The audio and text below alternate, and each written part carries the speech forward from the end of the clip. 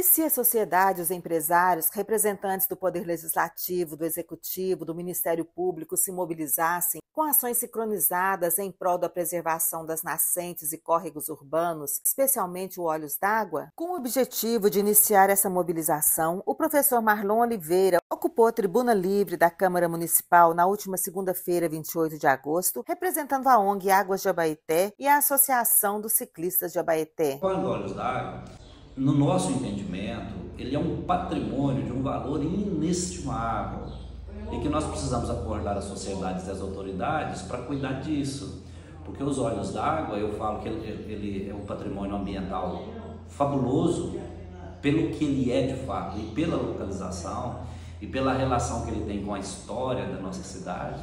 A história dos Olhos d'Água se confunde com a história de Abaeté, né? Na Princesa Isabel, onde nasce o córrego, ali era uma lavanderia. Então, segundo as histórias que as pessoas contam, lá era cheio de senhoras o dia inteiro lavando as suas roupas e ali conversando. Então, isso é culturalmente importante, a gente não pode deixar isso acabar, né? E além disso, nós temos que lembrar que os Olhos d'Água é o córrego da sonda, né? Quer dizer, quando a gente fala sonda, isso mexe com as emoções de gerações passadas, porque de onde vem a captação de água para Abaeté durante toda a existência de Abaeté praticamente, né? As pessoas acho que não sabem, a captação da sonda ainda continua existindo, a Copasa ainda continua captando água ali, então é um córrego de uma importância enorme. Ele tem uma área de preservação de mata ciliar perfeita, com uma vegetação nativa incrível, por isso ele continua vivo, ele não tem assoreamento.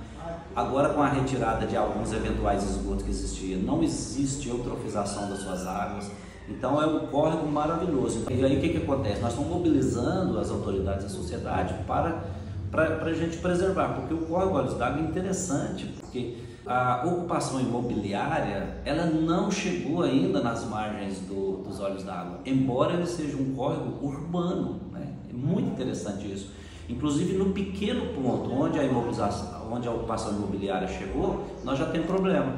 Nós já temos ali ocupação indevida. Lá a gente já tem pontos de ocupação ilegal. O que nós precisamos urgente é delimitar as áreas de preservação e fazer cercamento. E a partir daí fiscalizar, para não deixar ninguém entrar.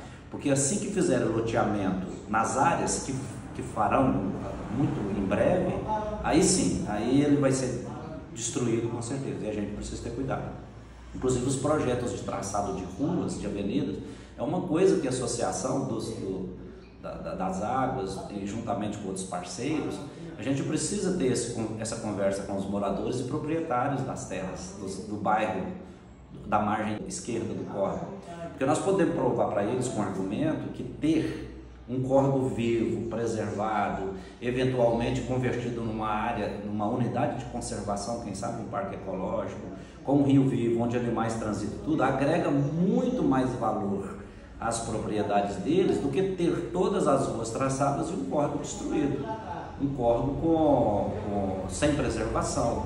Ele vai secar e, obviamente, vira um depósito de lixo, porque naturalmente o lixo ele converge para os pontos mais baixos arrastado por água de chuva.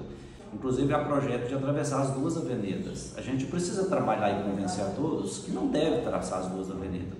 Elas são paralelas, passe uma só e não duas.